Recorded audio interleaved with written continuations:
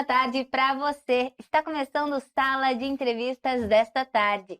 E quem visita a gente hoje é o Antônio Ferreira de Mendonça Neto. Ele é oftalmologista e a gente vai conversar sobre os cuidados essenciais com os olhos.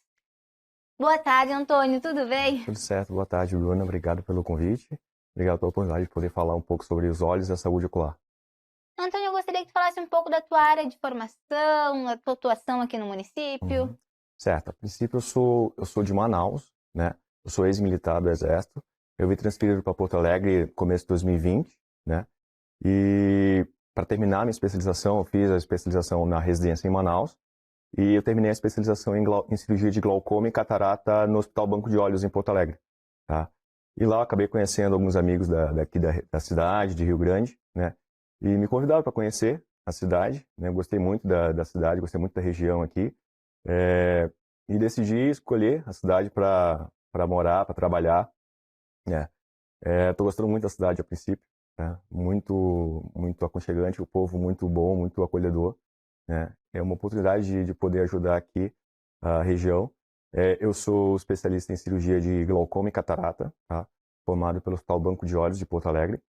E estou começando aqui a minha carreira na cidade, atendendo oftalmologia em geral, né? Mas focado nas cirurgias de glaucoma e catarata, para pessoas que precisam. Né? Antônio, eu vou trazer agora algumas dúvidas mais frequentes. Os exames de vista, quando eles devem ser feitos? Certo. Em geral, uma vez por ano, para pacientes que não tenham nenhuma doença em específico, assim, tá? Para revisão oftalmológica uma vez por ano. Para algumas doenças em específicos, alguns tipos de glaucoma mais grave, ou alguns pacientes em idade pré-escolar ou escolar, o ideal seria a cada 6 meses, a 4 meses, a 6 meses, dependendo de cada caso. Ele deveria ser melhor estudado a cada caso. Mas, em geral, pelo menos uma vez por ano, cada pessoa deve fazer um exame oftalmológico com oftalmologista, especialista em oftalmologia. Tá? E qual é a idade correta de começar a primeira consulta?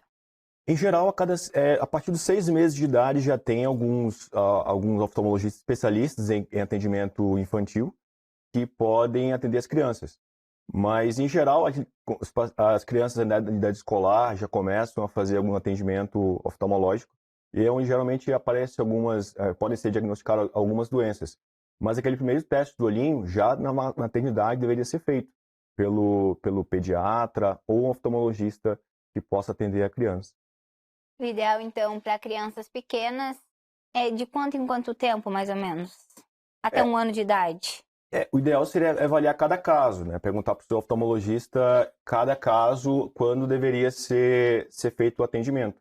Mas, em geral, a cada 6 meses, 1 ano ali para criança. Né? Para criança. Isso. E quais são os sinais de alertas de problemas oculares? Em geral, a gente começa a não ter a qualidade de visão esperada, né? Na escola, a criança começa a não ter o desenvolvimento estudantil ideal. A criança começa a reclamar de dor de cabeça ou que não está conseguindo ver o que está escrito no quadro. E nas idades mais avançadas, ali, um pouco a partir dos 50, 60 anos, onde aparecem algumas doenças oculares. Né? A mais frequência das doenças oculares aparece nessa idade. Aí começa a não ter visão, começa a algumas regiões, borrões de visão, a visão um pouco embaçada, começa a perder um pouco a qualidade de visão ali, as cores começam a desbotar um pouco. Algumas outras, o olho começa a ficar irritado. Esse seria ideal fazer uma consulta oftalmológica para cada caso em especial.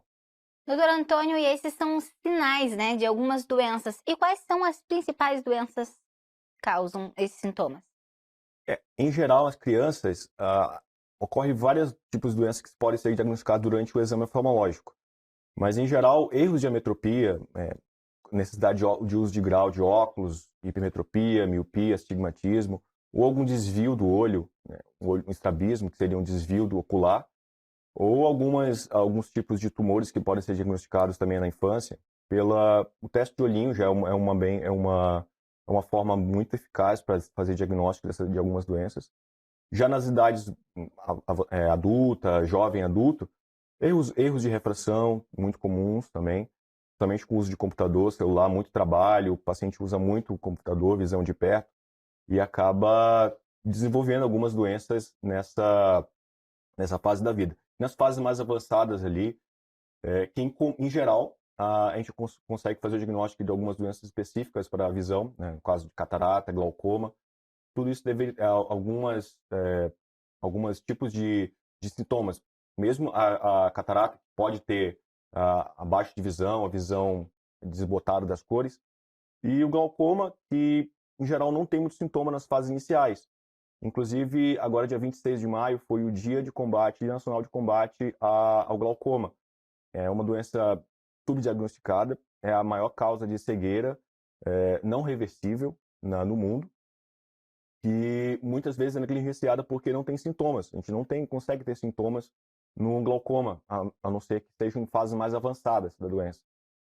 Em fases iniciais, não tem muito sintoma, então a consulta regular com o oftalmologista é a única forma de a gente conseguir fazer o diagnóstico precoce e iniciar o tratamento, se for o caso, iniciar o tratamento de forma precoce, para evitar que esse paciente tenha perda visual irreversível no final da doença, no caso. A gente estava falando dos sintomas e de algumas doenças comuns, né? E a gente falou por fases. Sim. Eu gostaria de perguntar se na fase de quando é criança, se existe alguma possibilidade de prevenir essas doenças. A prevenção de algumas doenças muitas vezes é o diagnóstico precoce, porque não tem muitos sintomas, a não ser aquelas doenças que eu falei, como erros de ametropia, que a criança começa a não conseguir ver bem o quadro, ali não começa a ter uma dificuldade no desenvolvimento estudantil.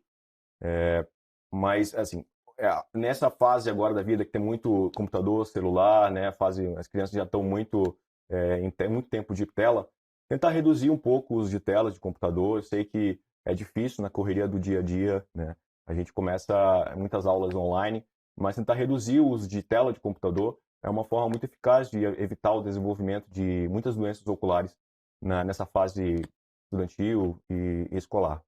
Nessa fase, para crianças, qual é a indicação de tempo de telas para não prejudicar a visão? O uso de tela de computador pela Sociedade Brasileira de Oftalmopediatria é no máximo 1 a 2 horas por dia, tá? Na idade escolar, pré-escolar, escolar. Mas claro que hoje no dia a dia, excesso de aulas de online e muita tela de computador, né? A gente acaba extrapolando um pouco mais ali esse tempo. Teria que, claro, evoluir, avaliar cada caso para ver se é o caso de poder ser um pouco mais ou um pouco menos, porque alguns tipos de miopia, quando o uso de tela de computador muito próximo ali, eles podem aumentar o grau numa taxa maior do que a esperada pela idade também. Doutor, e qual a tua dica para os adultos, né? Em relação ao trabalho com telas, tudo envolve telas, né? Sim. Mas qual é a tua indicação para descansar e não prejudicar tanto a visão? Eu costumo falar isso no consultório porque na correria do dia a gente acaba esquecendo literalmente de descansar os olhos, de piscar, literalmente esquece de piscar. Porque para a gente manter a atenção, a gente precisa manter os olhos abertos. E na correria do computador, celular, a gente acaba tendo um maior cansaço visual ao esforço. E quando a gente acaba intercalando umas pausas ali a cada 1 hora e meia mais ou menos, para um pouquinho, fica com o olho fechado, olhando para o horizonte, para o seu olho descansar um pouco, porque a gente tem um mecanismo que traz a imagem para próximo dos olhos. Esse mecanismo é baseado no músculo, e esse músculo acaba cansando por volta de 1 hora e meia mais ou menos. Então esse é geralmente o ideal para a gente intercalar umas pausas ali durante o trabalho, para a gente poder não perder a produção, né? A gente precisa da visão para trabalhar, para a visão de computador, celular. Hoje em dia é muito usado. Por isso que a gente necessita dessas pausas durante o trabalho. E a sensação de olhos secos tem a ver com isso também? Sim, como eu falei, a gente acaba literalmente esquecendo de piscar. Então, para manter a qualidade de visão, a gente precisa manter a lubrificação. E esse ato de piscar, ele é essencial para manter a lubrificação da superfície dos olhos. E a grande parte dos sintomas, né, de olho seco, do olho irritado, a hiperemia ocular, é baseado numa baixa lubrificação dos olhos. E geralmente a gente precisa fazer essa pausa, intercalar com os olhos bem fechados, fica assim um minuto, 2 minutos, piscando bastante e evitando usar a visão de próximo para manter essa lubrificação e para manter a qualidade de visão. Mas claro, se mantiver os olhos secos, seria ideal fazer uma consulta com o oftalmologista para ver se não é outro tipo de doença, porque algumas outras doenças podem cursar com o olho mais vermelho, o olho irritado. E isso é essencial para essa consulta com o seu oftalmologista é essencial para a gente fazer o diagnóstico de algumas doenças que são necessárias nessa época. Doutor, e existe alguma maneira de prevenir ou retardar a progressão da degeneração muscular relacionada à idade?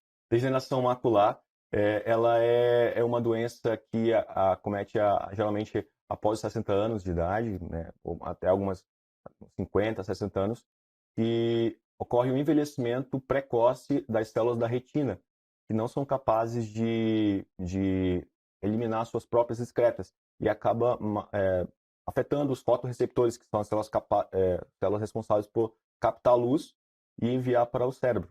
E isso a gente consegue fazer o diagnóstico é mas em geral é necessário alguns medicamentos que conseguem retardar essa progressão. Mas uma vez feito o diagnóstico de algumas doenças, a gente consegue controlar. Mas o tratamento em geral é bem difícil. Em geral a gente faz o controle, né? Não o tratamento, não a cura, mas a gente consegue tratar algumas dessas doenças. E em geral o diagnóstico e feito o diagnóstico precoce, o prognóstico realmente é bom em alguns casos específicos. Tá certo, a gente vai para um rápido intervalo, mas já já estamos de volta.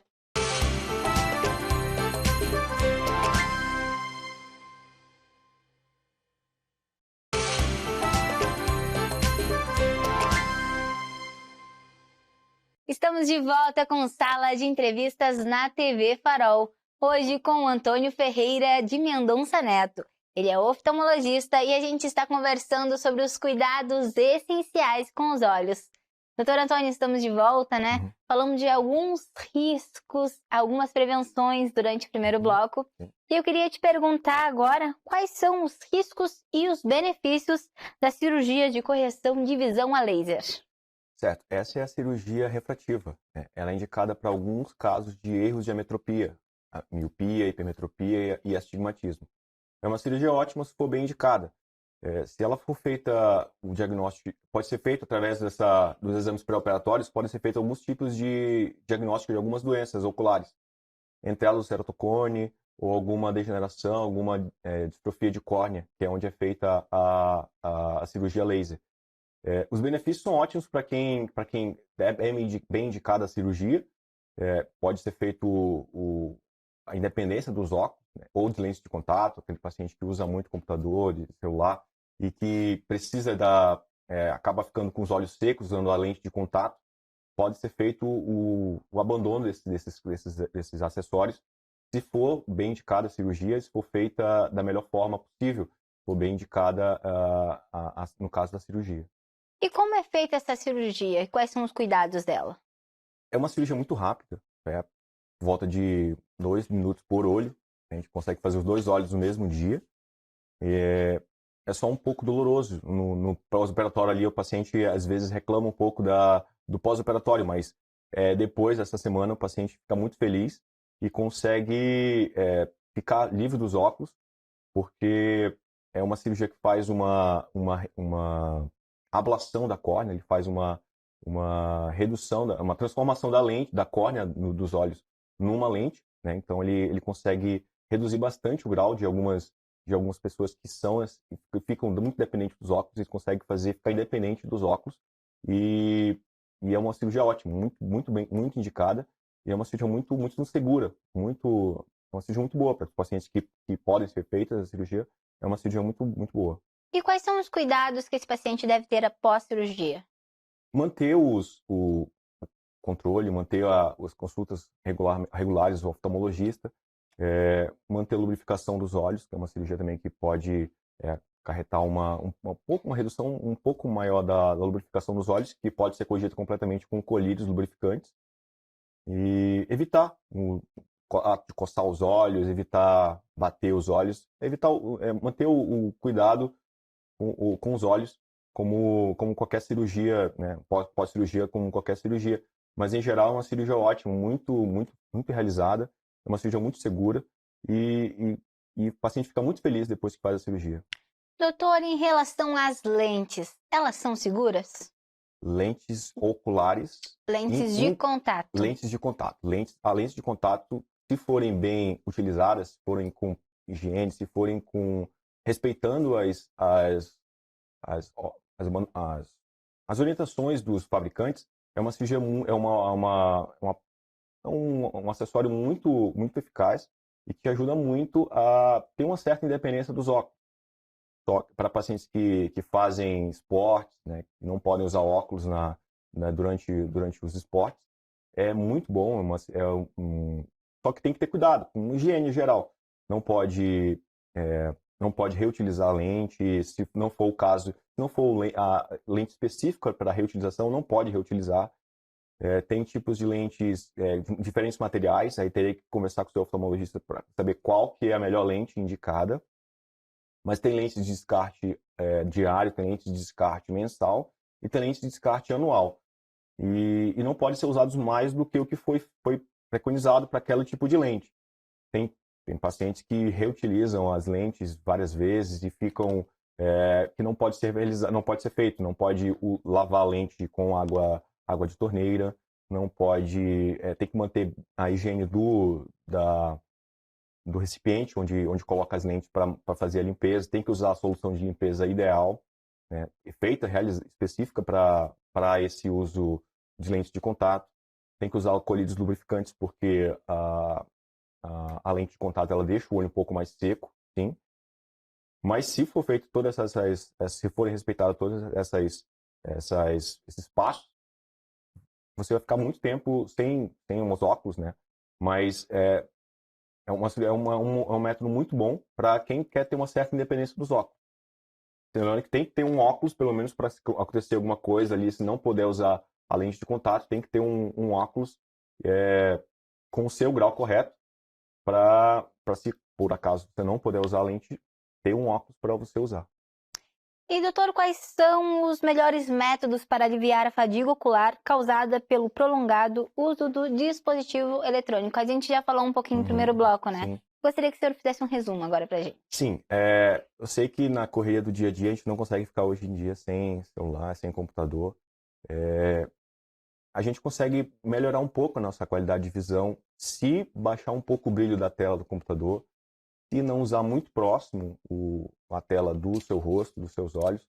A gente consegue, como eu falei, intercalar uns períodos de pausa ali. Eu sei que na correria do dia a dia é difícil a gente intercalar umas pausas, mas dar umas pausas usando, piscando bastante assim, ou olhando para o horizonte para o seu olho descansar um pouco e usando colírios lubrificantes prescritos pelo seu médico oftalmologista, que isso pode melhorar o uso das telas de computador, das telas de celular. Eu sei que hoje é imprescindível para qualquer pessoa que trabalha, pessoa que estuda, hoje é impossível ficar sem. Doutor, e quais são os cuidados básicos na hora de fazer algum esporte para não machucar os olhos? Certo. Em geral, pacientes que usam óculos seria contraindicado fazer algum tipo de esporte, mas tenha impacto, né?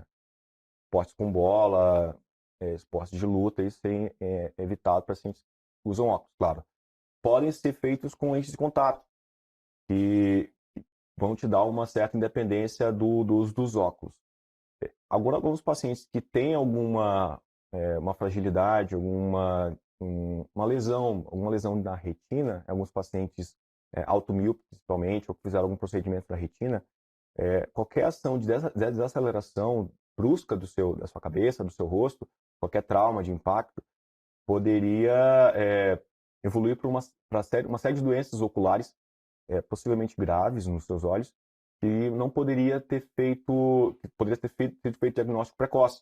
Então, procure seu médico oftalmologista para saber se você pode ou não fazer algum tipo de esporte, porque dependendo de algumas doenças oculares, a gente não pode fazer alguns certos tipos de atividades, atividades radicais, né, esportes de luta ou alguns esportes com bola, somente que pode ser tem tem algum acidente ali e evoluir para algumas doenças possivelmente graves do seu olho. E para quem não faz o uso do óculos nem da lente de contato, qual é o cuidado ideal para essas pessoas manterem sempre os seus cuidados com os olhos, né, para não machucar? Sim. Tem alguns esportes que tem produção de poeira, porventura no sol, exposição solar. Os óculos de proteção, né, óculos que protejam toda a sua, consegue isolar bem os seus olhos, ou que protejam do sol, que pode porventura machucar, ter algumas lesões oculares pela exposição prolongada ao sol, né, raios solares que não são filtrados pelos seus olhos. Óculos de proteção, evitar trauma, como eu falei, evitar trauma contuso na região dos olhos diretamente ou indiretamente,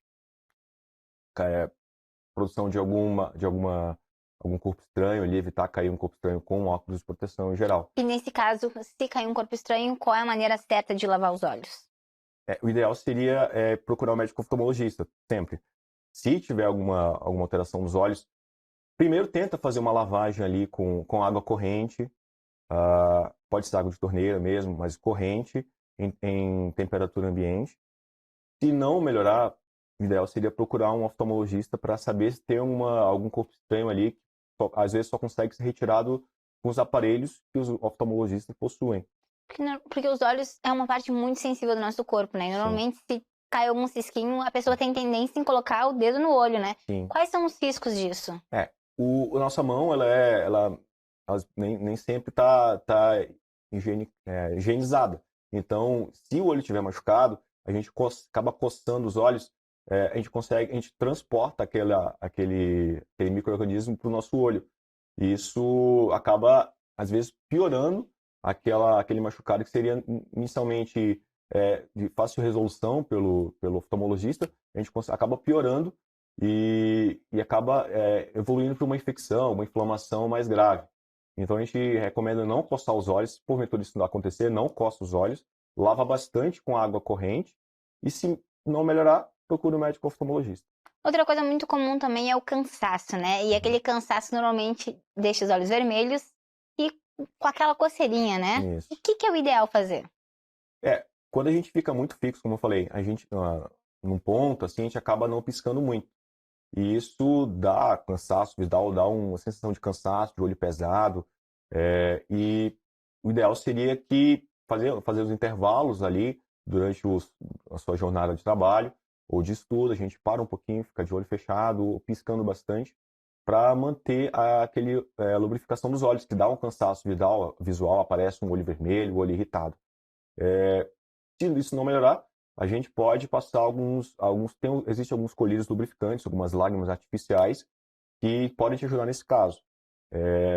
A gente prefere prescrever alguns colírios específicos para isso. Então, o ideal seria conversar com o seu médico oftalmologista novamente para saber qual tipo de colírio lubrificante, uma gota com lágrima artificial, que pode te ajudar a melhorar nessa parte do seu trabalho, do seu estudo. Doutor, em relação ao tabagismo na saúde ocular, pode falar um pouquinho pra gente? Certo. Existem alguns tipos de doença que são ocasionadas o excesso, pelo consumo alterado de tabaco e de álcool também. Isso tem algumas doenças na retina que podem ser ocasionadas pelo uso excessivo de tabaco e álcool. E os sintomas geralmente são uma baixa de visão, a visão começa a ficar um pouco embaçada, aparecem alguns borrões e geralmente esses são os sinais. Mas a gente só consegue fazer o diagnóstico, claro, pela história do paciente, o uso crônico ali de tabaco, de álcool, e consegue fazer o diagnóstico através do exame oftalmológico. Então, claro, a gente precisa da anamnese, a gente precisa conversar com o paciente e examinar bem para fazer o diagnóstico de algumas doenças que estão relacionadas com o uso de tabaco e de álcool.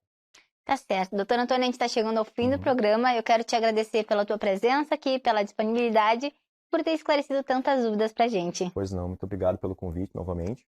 Muito obrigado pela oportunidade de poder conversar um pouco sobre os olhos e a saúde ocular. são tão importantes na nossa vida em geral. Com certeza. E para você que me assiste aqui na TV Farol, se você ainda não nos segue no Instagram, é @TV Farol RS. Você pode enviar mensagens e acompanhar os nossos bastidores. Se quiser me acompanhar também, é só seguir o Instagram @BrunaCantalupe. Importante também lembrar sobre o nosso canal no YouTube. Você pode procurar por TV Farol RS. Se inscreva lá para acompanhar a nossa programação. Obrigada pela companhia nesta tarde. Tchau e até o próximo Sala de Entrevistas.